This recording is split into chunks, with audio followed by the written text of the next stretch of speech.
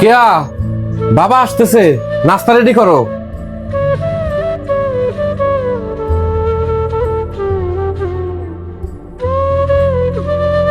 আবার আসতেছে বুড়াটা, আজকে একটা শিক্ষা দিতেই হইব। তোমার বাপের জন্য কি আমি এই বাড়িতে হোটেল খুলে রাখছি নাকি? আমার জীবনটা বরবাদ করে দিল। যখন মন চায় আসবে, কারি কারি রান্না করব। তোমার বাপের চাকর নাকি আমি? এমন কথা বলতেছো কেন? বাবা 2-4 দিন আমাদের সাথে থাকবে, সারা জীবন তারা আমাদের সাথে থাকবে না।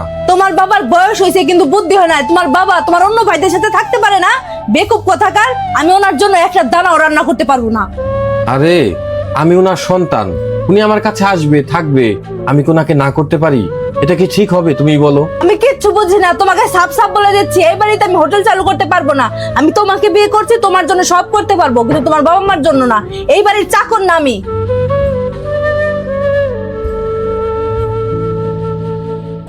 কি বলতেছো তুমি এইসব? আমার বাবা আমার কাছে আসবে না, আমার কাছে থাকবে না?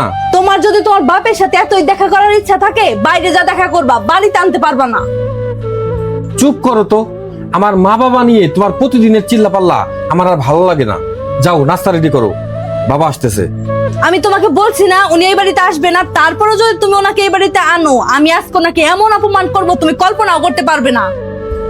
তোমার এই ব্যবহারের জন্যই আমার মা বাবা আমার সাথে থাকে না, অন্য ভাইদের সাথে থাকে। আমি একটা জিনিস বুঝি না, আমার মা বাবা আমার বাড়িতে থাকবে, তোমার এত সমস্যা হয় কিসের? এটা আমার সংসার, আমি এখানে আমার ইচ্ছা মতন থাকবো। তোমার বাবার কাপড় কাচা, রান্না করা, খেদমত করা, এটার জন্য তোমাকে আমি বিয়ে করিনি, বুঝছো? আচ্ছা বাবা অলরেডি আসতেছে, ওনাকে আসতে দাও, কোনো ঝামেলা করো না। 2-1 দিনের তো ব্যাপার, উনি চলে যাক, তারপরে তুমি যা খুশি করো। বাবার সামনে কোনো উল্টাপাল্টা করো না প্লিজ। এখনো সময় আছে, তোমার বাবাকে আসতে না বলো। যদি আসে তাহলে বহুত খারাপ হবে বলে দিলাম। বাহ, এই শিক্ষা দিছি আমি তোকে। আব্বা তুমি তুমি না বললে তোমার আব্বা আসবে, আমার আব্বা আসবে তা তো বলনি। দেখলেন তো বাবা, কতটা অশান্তি নিয়ে আমি সংসার করি আপনার মেয়ের সাথে। আপনাকে অনেকবার বলছি, আপনি তো বিশ্বাস করেন নাই। আজকে সরাসরি আপনাকে দেখালাম। এই শিক্ষা দিছি আমি তোকে। শ্বশুর বাড়িতে অশান্তির আগুন জ্বালিয়ে রাখছোস, এই জামার সামনে আমার নাক কাটা গেল। না বাবা, আমার কথাটা শোনো। থাক, আমার আর কিচ্ছু শোনার দরকার নাই। আমার নিজ চোখে সবই দেখলাম। যে মেয়ে তার নিজের শ্বশুর শাশুড়িকে বাড়িতে থাকতে দেয় না, সে আমার মেয়ে হতে পারে না। বাবা, তুমি আমাকে ক্ষমা করো, আমি ওকে সঠিক শিক্ষাটা দিতে পারিনি। বাবা আপনার কোনো দোষ নেই, সব দোষ আপনার মেয়ের।